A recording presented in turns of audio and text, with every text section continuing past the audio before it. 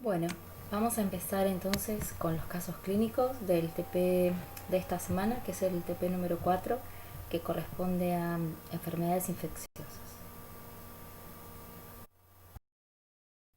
Bueno, y el primer caso nos muestra un paciente de sexo masculino de 55 años eh, que viene desde Santiago del Estero, ¿sí? Del norte del país, y acude a la consulta por disnea de esfuerzo, ¿sí? Y revela lo que llamamos de una forma general como signos de insuficiencia cardíaca global, ¿sí? Entonces, lo primero que tendríamos que pensar ante este cuadro clínico es pensar de qué manera rápidamente, lo que más a mano tenemos en una consulta es qué es cómo lo podemos estudiar ese cuadro para ver qué es lo que está pasando, ¿sí? Entonces, bueno, claramente lo primero que hay que hacer es hacerle una radiografía para ver cómo están esos pulmones y qué más vemos, ¿sí? Para revelar todo para desvendar todo ese cuadro clínico. Bueno, y aquí vemos la radiografía, ¿sí? Que le sacaron a ese paciente, ¿sí? Y lo que nos muestra la imagen claramente es una cardiomegalia, eh, como lo ven ahí, con el corazón que ocupa más de 2 tercios del campo pulmonar, ¿sí? En principio no hay otro signo de nódulos en los pulmones, pero sí está marcada cardiomegalia. Entonces, con esa imagen que mostró la radiografía, ¿sí? Lo siguiente que habría que hacer es hacer un electrocardiograma, ¿sí? Para ver cómo está funcionando ese corazón que claramente está aumentado de tamaño, ¿sí? En la parte inferior, ¿sí? de esta diapositiva tienen lo que sería una secuencia normal, ¿sí? De un ecocardiograma. Bueno, ahí tienen el intervalo QRS y las ondas P y las ondas T, ¿sí?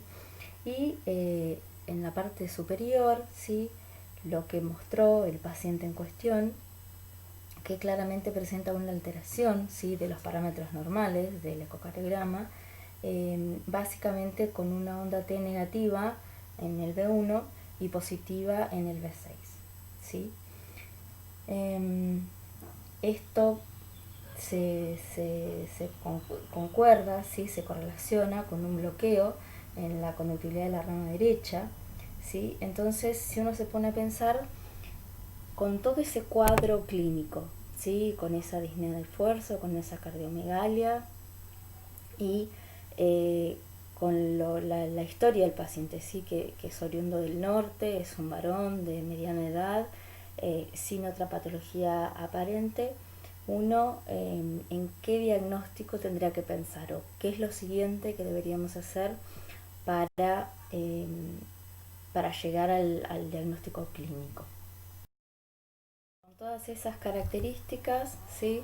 Lo que no deberíamos dejar de hacer, ¿sí? Con esa sospecha clínica, con ese cuadro y con esa historia del paciente, lo que no podemos obviar en nuestro interrogatorio al paciente es preguntarle si conoce este insecto, si lo vio alguna vez, ¿sí?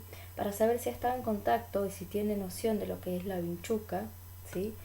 que, que es el vector más importante del parásito que hoy nos ocupa, que es el que da esta patología, ¿sí? Y la vinchuca es el vector, ¿sí? Es el vector más importante y el principal de las regiones endémicas de esta patología de Sudamérica. Estos insectos, ¿sí? Los triatómitos, son insectos hematófagos, ¿sí? Chupadores de sangre, se alimentan de la sangre, ¿sí? Y lo que tienen de característico es que anidan, ¿sí? En rendijas de las casas, en agujeritos de las paredes, en lugares así diminutos, ¿sí? Y en general también se correlacionan con espacios que no están bien higienizados, no bien aireados, eh, no bien expuestos al sol, no de una gran higiene, ¿sí? Como pueden ser viviendas con paredes de barro, galpones, bodegas, ¿sí? Y lo que tienen de característico también es que son de hábitos peridomiciliares, ¿sí? Entonces suelen estar en conjunto o cerca de las viviendas, ¿sí? De los habitantes de las zonas endémicas. Bueno, uno de los signos que aparecen en los pacientes es el que llamamos el signo de Romaña, que se relaciona con las vías de contagio, ¿sí?, de esta patología.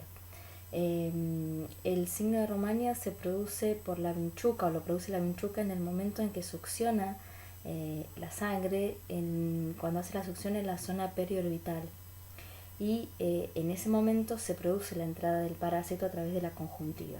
¿Sí? Lo vamos a ver un poquito más adelante cuando veamos todo el ciclo de la patología que estamos viendo hoy, ¿sí? De todas maneras, este signo no aparece en la totalidad de los casos, ¿sí? Aparece más o menos en la mitad, un poco menos, de los casos agudos, ¿sí? 30%, 35% más o menos. Y bueno, claro, es un edema palpebral que es generalmente, en la mayoría de los casos, siempre unilateral, no es doloroso, frecuentemente se acompaña de conjuntivitis y de un agrandamiento del nódulo linfático local, ¿sí? Y puede persistir en los pacientes entre 30 y 60 días. Bueno, entonces, como ya deben haberse dado cuenta, estamos hablando de Chagas, ¿sí? Esa es la patología de este caso clínico, ¿sí? Lo que estamos viendo en esta diapositiva son piezas de macroscopía de un paciente, obviamente de autopsia, un paciente con lo que llamamos miocardiopatía chagásica, ¿sí? Lo que vemos generalmente en estas piezas de estos pacientes que han tenido Chagas crónicos y que han muerto por insuficiencia cardíaca, lo que se puede ver es una marcada dilatación del ventricular, ¿sí?, que es bilateral, pero de una forma general, con más frecuente, es el lado derecho está más dilatado que el izquierdo, ¿sí? ¿Y por qué tenemos esta miocardiopatía chagásica? En general, bueno, el corazón es el principal órgano afectado por esta patología, después vamos a ver algunos otros, y en general porque los parásitos persisten en músculo, ¿sí?, en músculo esquelético, y el músculo cardíaco es uno de los principales a ser afectados, ¿sí? Y cuando hay persistencia de parásitos en el músculo cardíaco, eso obviamente va a estimular un proceso inflamatorio crónico, porque los parásitos están ahí, que con el tiempo lo que va a ir produciendo es la dilatación y obviamente alteraciones también del ritmo cardíaco. En esta diapositiva, también en una pieza de macroscopía, observamos también lo que lo muestra la flecha blanca, una situación que es común, ¿sí?, que es el adelgazamiento de paredes ventriculares, ¿sí?, conformando aneurismas, siendo los aneurismas apicales y algunos trombos murales hallazgos bastante comunes en pacientes con la miocardiopatía chagásica. Bueno, y el parásito, ¿sí?, de que estamos hablando, que tiene gran avidez por el músculo cardíaco y que provoca esta miocardiopatía chagásica, es el Trypanosoma cruzi, ¿sí? Ese es el parásito que es vectorizado hacia los humanos por la vinchuca, ¿sí? El tripanosoma se desarrolla en 3 estadios: el estadio de amastigote, el de epimastigote y el de tripomastigote, que los tienen aquí en este esquema, en esta diapositiva, y cada uno de estos estadios se produce en los diferentes organismos, sea en la vinchuca, que es su vector, o en los humanos, en diferentes momentos, ¿sí? Ahora vamos a ver en los próximos slides bien el ciclo del parásito. Bueno, en este slide lo que tenemos es el ciclo, ¿sí?, el ciclo de desarrollo del tripanosoma en el triatómino, ¿sí?, en la vinchuca y en el hombre, ¿sí? Vamos a empezar desde el número 1, ¿sí?, que comienza, podemos comenzar desde ese momento del ciclo con la picadura del triatómino, ¿sí?, hacia un individuo saludable, ¿no? Que hasta ahora nunca había tenido contacto con este parásito, ¿sí? Entonces, la vinchuca tiene un hábito de que defeca luego después de comer, ¿sí? Entonces, inmediatamente luego de la succión de la sangre, de la picadura, el animal defeca, ¿sí? Entonces eso hace que en esa pequeña herida que se hace por la picadura, uno generalmente tiende a rascarse porque le molesta la picadura, y en ese momento es cuando se produce el paso, ¿sí? del tripanosoma, que en ese momento está en el estadio de tripomastigotes, que se encuentran en las heces del animal, ¿sí? Y es en ese estadio, ¿sí? que pasa al humano y sería como el inicio de la infección, ¿sí? Acto seguido, esos tripomastigotos, ¿sí? penetran en las diferentes células vía alrededor de la picadura, ¿sí?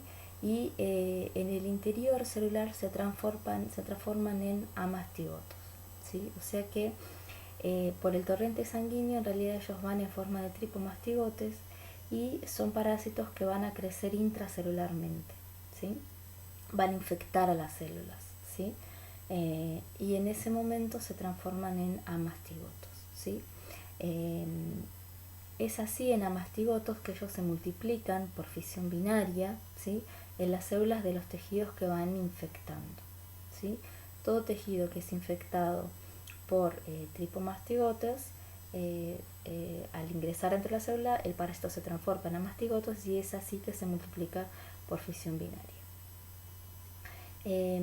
Luego los amastigotos intracelulares, ¿sí? se transforman en tripomastigotos, ¿sí? Salen de la célula así flagelados y después entran en la circulación sanguínea, ¿sí? Y ahí puede pasar, lo que pasa es que ya en el torrente sanguíneo vuelven a poder infectar otras células, transformándose nuevamente en amastigotos intracelulares con nuevos sitios de infección, ¿sí? Durante ese ciclo infeccioso pueden aparecer signos clínicos, ¿sí? Y a partir de ese momento, ese es uno de los momentos en donde puede hacerse el diagnóstico de la enfermedad, ¿sí? Lo que sucede y cómo vuelve a terminar este ciclo, digamos, es cuando ese hombre, ese humano que está infectado, ¿sí? por tripomastigotos, es picado, es mordido por un nuevo triatómino, ¿sí? que puede o no estar infectado de tripanosoma, ¿sí? Pero vamos a suponer que fuese un triatómino que no tenía tripanosoma, ¿sí? un triatómino distinto, digamos, del que lo picó originalmente, ¿sí? Entonces, en el momento en que el triatómino, sí, o la vinchuca, se alimenta de la sangre de ese paciente que tiene los tripomastigotos, ¿sí? Esos tripomastigotos van juntos con la sangre hacia el interior del tubo digestivo de la vinchuca, ¿sí? Entonces, siguiendo el proceso de digestión, obviamente, se transforma en el estómago de la vinchuca en epimastigoto, ¿sí? En ese estómago de la vinchuca se multiplica así en epimastigoto por fisión también, ¿sí? Y ya cuando está en el intestino de la vinchuca ya pasa al estadio de tripomastigoto, ¿sí? Entonces tenemos que en el triatómino lo podemos encontrar en dos estadios como epimastigoto y tripomastigoto, y en el hombre lo podemos encontrar como tripomastigoto y como amastigoto, ¿sí? Ese es el ciclo de esta parasitosis, digamos. Bueno, es lo que vemos aquí en esta foto, es una foto de una sangre periférica, ¿sí? Y ahí tienen a los tripomastigotes con su flagelo, ¿sí? Que es el que le permite desplazarse, ¿sí? Salir de la célula de músculo infectada e ir hacia el torrente sanguíneo. Obviamente que esa célula donde crecen los amastigotes es lisada, ¿sí? Se rompe para que puedan salir los parásitos, ¿sí? Y llegar al torrente sanguíneo en esta forma de tripomastigotes, que es la que pasa al interior de la vinchuca, como vimos recién en el ciclo de esta parasitosis. Bueno, aquí en esta diapositiva tenemos una micrografía, ¿sí? De una histología de lo que corresponde a la miocarditis chagásica, donde vemos un corte de músculo, ¿sí? De miocardio, que como dijimos el músculo cardíaco es uno de los tejidos más fuertemente parasitados, ¿sí?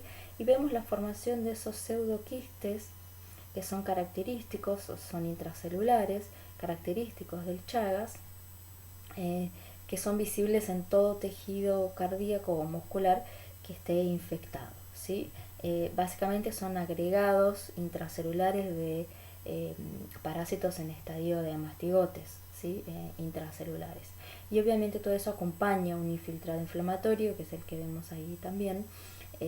Entonces, es fundamentalmente claramente en los cuadros crónicos. Bueno, esta diapositiva nos muestra otra histología, ¿sí? De los mastigotes que están siendo señalados con esa punta dentro de la fibra miocárdica, ¿sí? Formando estos pseudoquistes infectivos. Bueno, esta es la última diapositiva de este caso, donde vemos el segundo órgano, si se quiere, más afectado, que se correlaciona con la gravedad de esta patología, que es lo que llamamos megacolon chagásico, que sucede por un espesamiento y una dilatación de la pared del colon, ¿sí? Por una neuropatía inflamatoria de los plexos mentéricos, ¿sí? Hay una gran dilatación, hay una hipertrofia muscular de varios órganos del tracto digestivo, porque a veces también se puede ver afectado el esófago. Aquí en Argentina no es tan común, pero hay en algunos lugares que se afecta más al examen macroscópico el esófago, ¿sí? En los pacientes chagásicos. Entonces los pacientes refieren constipación, ¿sí? Que se da claramente por la no funcionalidad de los movimientos peristalticos del colon, ¿sí? Bueno, lo que hay que hacer en estos casos con esta gravedad claramente es resecar el órgano, ¿sí? Bueno, vamos a seguir entonces con nuestro caso clínico número 2. En este caso se trata de un paciente de sexo masculino de 37 años que manifiesta en la consulta un estado de astenia generalizada, pérdida de peso, ¿sí? Adelgazado y anoréxico, ¿sí? Y como particularidad presenta una tos de tipo seca y un síndrome febril, ¿sí? Entonces, más una vez nos tenemos que preguntar qué es lo que podemos hacer rápidamente con esa sintomatología, con esa tos seca y ese síndrome febril, que es lo primero que iríamos a ver, ¿sí? Bueno, lógicamente, una de las cosas que más rápidamente podemos hacer es una radiografía de tórax. Bueno, y aquí tenemos la radiografía que se le sacó al paciente, ¿sí? Donde vemos el reborde cardíaco, ¿sí? Y vemos algunas imágenes de tipo sólido, ¿sí? Comprometiendo los campos pulmonares, ¿sí? Entonces, lo que tenemos que ver es a qué se corresponden esas imágenes sólidas. En principio parecen hasta periliares, digamos, en ambos campos pulmonares, ¿sí? Paralelamente se le realiza al paciente lo que conocemos como una PPD, que es la reacción de Mantoux, ¿sí? PPD viene del derivado proteico purificado, de las siglas en inglés, que consiste en inyectar antígenos a un organismo, en este caso al paciente, para comprobar si ha estado en contacto con la bacteria, ¿sí? En este caso es la que se utiliza para la prueba de de tuberculosis, ¿sí? No es una prueba diagnóstica de tuberculosis. Es una prueba que, si es positiva, solo indica que ese paciente estuvo en vez el contacto con el bacilo, ¿sí? Una PPD positiva no significa que el paciente tenga de hecho una tuberculosis y una tuberculosis activa, ¿sí? Bueno, cuando uno tiene una sospecha de tuberculosis, ¿sí? Además de hacer la reacción de PPD y hacer el cultivo, que lo vamos a ver en las próximas diapositivas, lo que se puede hacer es una baciloscopía, ¿sí? Que es la detección en esputo, por ejemplo, ¿sí? Del bacilo, ¿sí? Con una técnica que se llama Cien-Nielsen, o otro tipo de coloración también, donde se pueden visualizar los bacilos, ¿sí? Los bacilos del Mycobacterium tuberculosis, que es lo que estamos viendo en esta foto de esta diapositiva, ¿sí? Se ven tal cual así. Justamente la semana pasada tuvimos un caso de tuberculosis. Acá en la región hay bastante tuberculosis, entonces es muy frecuente recibir en el laboratorio este tipo de muestras y ver al microscopio exactamente lo que estamos viendo en esta foto. Bueno, paralelamente a la baciloscopía y a la PPD también se pide de esa muestra que se toma al paciente un cultivo, ¿sí? Eh, para ver si crecen colonias de micobacterias. El cultivo generalmente demora mucho tiempo, de 30 a 60 días, y es muy difícil muchas veces las condiciones de cultivo, porque estos microorganismos eh, se dificulta su crecimiento en cultivos de laboratorio. Pero bueno, siempre se pide y muchas veces son cultivos, cuando positivos, son cultivos satisfactorios, ¿sí? Lo que actualmente se hace también en paralelo al cultivo, como se sabe que el cultivo en sí puede presentar algunos inconvenientes, es pedir la detección del material genético de las bacterias, ¿sí? Y se detecta por técnicas de PCR, ¿sí? Se puede detectar específicamente para Mycobacterium tuberculosis, pero en realidad para todo lo que se llamamos Mycobacterium complex, que son todas las otras micobacterias que dan tuberculosis, ¿sí? Por ejemplo Mycobacterium avium, ¿sí? Entre otras. Bueno, este es un slide que tiene un esquema que a mí me gusta mucho, porque permite analizar varias situaciones y ir acompañando lo que puede ser la progresión, ¿sí? Del cuadro de tuberculosis, de la tuberculosis, desde lo que sería la infección primaria o primoinfección, que lo tenemos aquí en el vértice izquierdo, digamos, inferior del esquema, y cómo puede ir evolucionando, ¿sí? Entonces tenemos el tiempo que transcurre desde la primoinfección, de semanas hasta años, y en el otro eje del esquema lo que sería la inmunidad del paciente, ¿sí? En la parte inferior se correspondería a una baja inmunidad o un paciente inmunosuprimido, por ejemplo, y en la parte superior una situación de una alta inmunidad, ¿sí? De un individuo inmunocompetente, ¿sí? Entonces, a la infección a la infección primaria ante un primer contacto con la micobacteria, esta puede ser controlada, ¿sí? Considerando un organismo de inmunocompetente, y si esto no se logra, estaríamos en lo que sería una infección de tipo tuberculosis, ¿sí? Es lo que se constituiría lo que se conoce como complejo primario, ¿sí? Que tenemos la clasificación de granuloma tuberculoso, que vamos a ver unas histologías más adelante, ¿sí? Una clasificación del ganglio linfático, ¿sí? Eso sería la tuberculosis primaria, digamos, el complejo primario de tuberculosis. Y si el paciente tiene una buena inmunidad, como es lo superior, que se acompaña desde esas flechas hacia ese lugar, tendríamos el control, ¿sí? Por parte de nuestro sistema inmune de esa infección, y tendríamos las lesiones curadas, ¿sí? o la cura de esas lesiones, ¿sí? La erradicación del bacilo, ¿sí? Y lo que aparecerían en los lugares donde estuvieron los granulomas, ¿sí? o la calcificación en el caso del ganglio, sería el aparecimiento de cicatrices, ¿sí? Ahora, desde el complejo primario, ¿sí? O de lo que sería la tuberculosis primaria, digamos, tenemos dos caminos, digamos, ¿sí? Que organismos pueden quedar latentes y no ser totalmente curados, ¿sí? Estos organismos latentes pueden quedar en pulmón o en sitios extrapulmonares. Recuerden que tenemos algunos sitios donde de lo que llamamos tuberculosis extrapulmonar, por ejemplo, en vértebras, ¿sí? Que es lo que se conoce como enfermedad de Pott. Eso por un lado, o puede transformarse en una tuberculosis primaria progresiva, ¿sí? Donde ambos campos pulmonares y otras áreas de mayor acometimiento van siendo colonizadas por la micobacteria, ¿sí?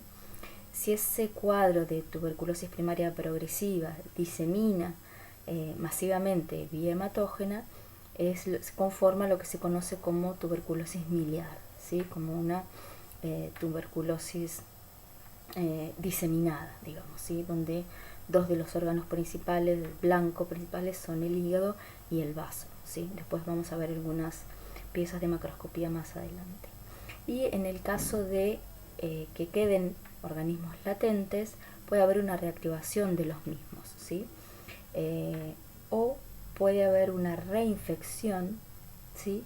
Y eso es lo que conocemos como tuberculosis secundaria, ¿sí? Esto a lo largo del tiempo, ¿sí? Vamos acompañando en nuestro cuadro del tiempo, ¿sí? Cuando tenemos tuberculosis secundarias, ¿sí? Generalmente tenemos, como muestra ahí el dibujo del esquema, lesiones caseosas destructivas, ¿sí? Localizadas destructivas, o sea, hay destrucción del parénquima, ¿sí? Pulmonar, o puede ser también extrapulmonar en el caso que haya acometimiento de zonas extrapulmón, ¿sí? Entonces tenemos junto con la calcificación y la cicatriz que ya teníamos, o lugares donde se pueda cicatrizar, tenemos la conformación de cavidades, ¿sí? Son literalmente agujeros donde no hay parénquima pulmonar, ¿sí? Y si esto puede progresar, obviamente, en lo que llamamos tuberculosis secundaria progresiva, ¿sí? Si ese cuadro aumenta a ambos campos pulmonares o a otros órganos, y si desde ese cuadro hay diseminación hematógena masiva, claramente también estamos ante un cuadro de tuberculosis miliar, ¿sí? La reactivación de la tuberculosis o estar expuesto a reinfecciones, obviamente que se incrementan aquellos pacientes que tienen algún tipo de tratamiento de inmunosupresión, ¿sí? Bueno, lo que vemos aquí en esta diapositiva es un corte de una pieza de macroscopía, ¿sí? Una lonja de pulmón, donde vemos el foco de Ghon, ¿sí?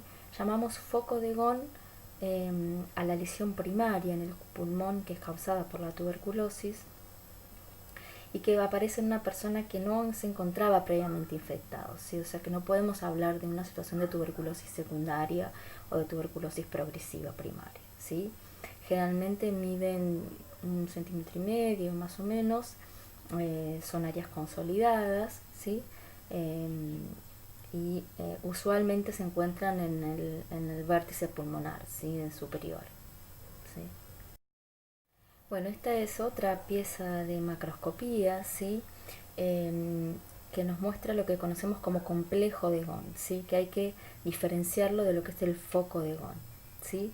Entonces el complejo de Ghon está compuesto por la lesión pulmonar, que consiste en ese foco primario de calcificación, que sería el foco de Ghon, conjuntamente con una afección, ¿sí? De los ganglios linfáticos locales, ¿sí? O sea, que la infección estaba comprometiendo también los ganglios linfáticos, por lo que tenemos la combinación de los dos fenómenos, ¿sí? El foco de Ghon y las lesiones linfáticas o las linfangitis, esa afectación de ambos lugares es lo que conforma y lo que conocemos como complejo de Ghon.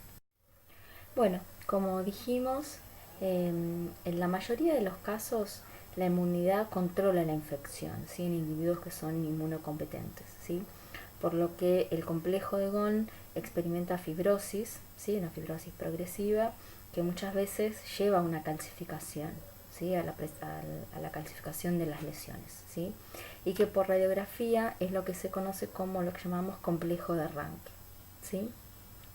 Ahí lo que ven un poco es ese complejo de Ghon, ¿sí? Los focos con los ganglios afectados. Bueno, aquí tenemos una histología, ¿sí? De lo que llamamos el granuloma y la TBC. Ustedes ya vieron lo que son los granulomas, y este que vemos aquí es un granuloma tuberculoso típico con un centro necrótico, bien que está rosado bien clarito, totalmente eso es un claro signo de necrosis, rodeado por histocitos, células gigantes, ¿sí? Vemos una sobre la derecha, ahora vamos a ver unas más adelante, y tejido fibroso, ¿sí?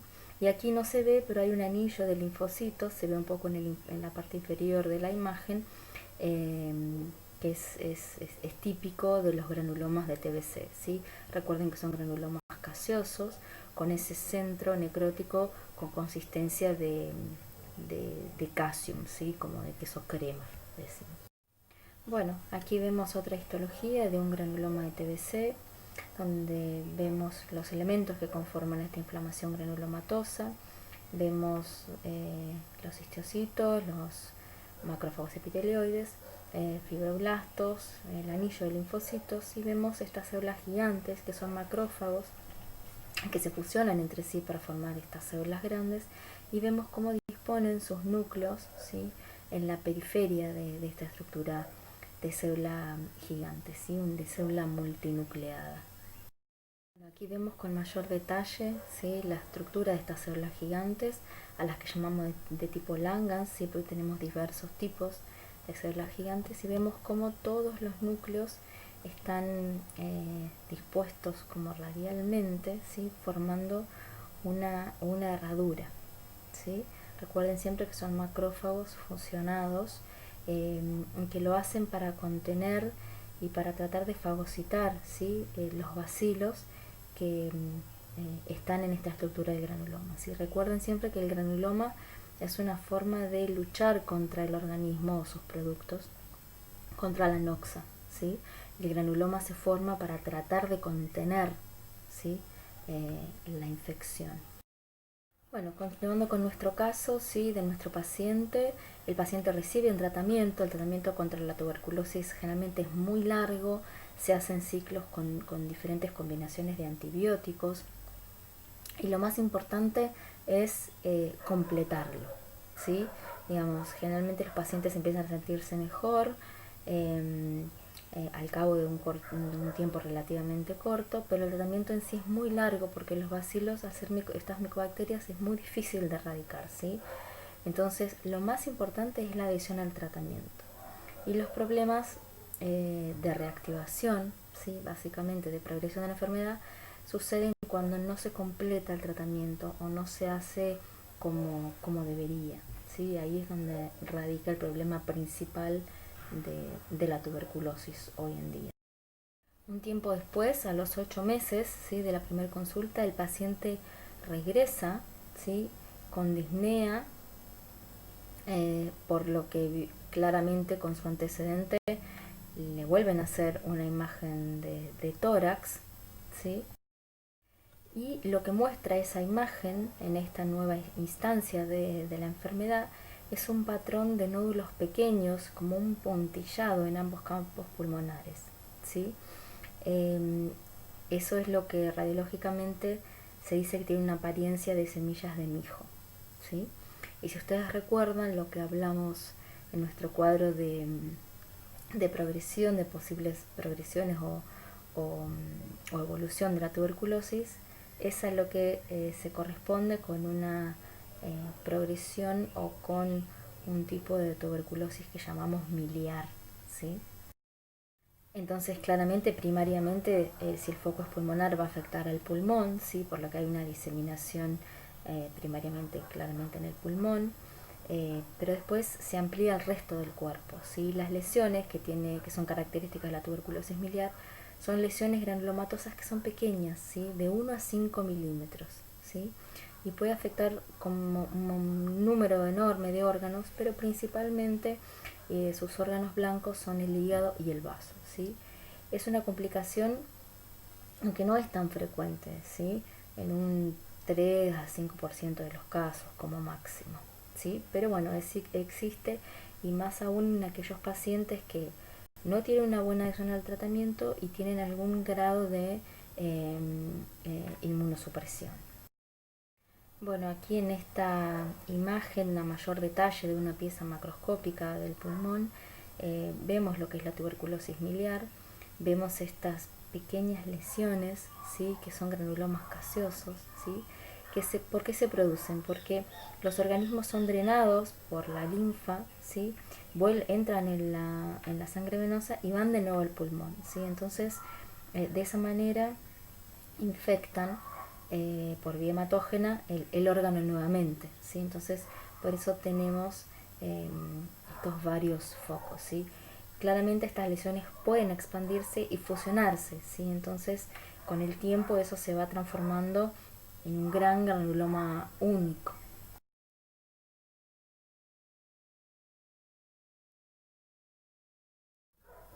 Bueno, esta histología nos muestra un granuloma tuberculoso con necrosis central, ¿sí?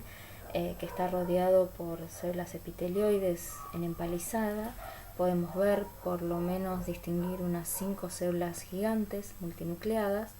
Vemos que es en el pulmón, eh, y es una imagen histológica que pertenece a un foco de la tuberculosis miliar.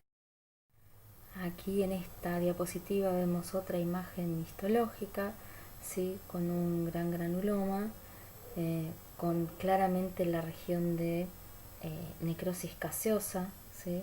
Recuerden nuevamente el aspecto de calcium, y si ven aquí abajo a la derecha hay otro granuloma donde se puede ver claramente una célula gigante, ¿sí? Entonces eso nos muestra que probablemente este granuloma mucho mayor se eh, es producto de la fusión de tal vez algunos granulomas menores o focos menores, ¿sí? Común que sucede en la tuberculosis miliar. Esta es una pieza, ¿sí? de tuberculosis secundaria, ¿sí? Esa es la forma que, que tiene macroscópicamente. Vean esa gran masa con aspecto gaseoso, áreas de necrosis, eh, que es lo que conlleva la infección de la micobacteria cuando progresa, ¿sí? Eh, Ahí se ven ya algunas cavernas, las vamos a ver en unas imágenes más adelante. Bueno, la adenitis o la afectación de los ganglios, ¿sí? De los linfonodos, es una de las formas de la tuberculosis extrapulmonar. Generalmente las encontramos para la tuberculosis pulmonar lo próximo extrapulmonar, digamos, serían los ganglios de regiones cervicales. Eh, y generalmente cuando son en pacientes que son inmunocompetentes, son generalmente unifocales, ¿sí? Si no, bueno, puede haber más de un foco, ¿sí? Es lo que llamamos adenitis de TBC. Como creo que les comenté antes, hay otras regiones de órganos que pueden estar eh, comprometidos, como vértebras, por ejemplo, eh, que es lo que se conoce como enfermedad de Pott. Y aquí en esta pieza, ¿sí? de autopsia, seguramente, vemos claramente lo que son cómo están constituidas las cavernas tuberculosas. Ven que son realmente huecos, ¿sí? Son agujeros en el pulmón, ¿sí? Con destrucción total del parénquima y obviamente pérdida de toda la superficie para el intercambio, ¿sí? Fuera de que hay muchísimos, aquí se ve puntos en esta pieza, probablemente de ya con dispersión y tuberculosis miliar, probablemente, ¿sí? Pero ven cómo uno de los campos del pulmón, el superior, está prácticamente destruido y tomado por la formación de estas cavernas tuberculosas.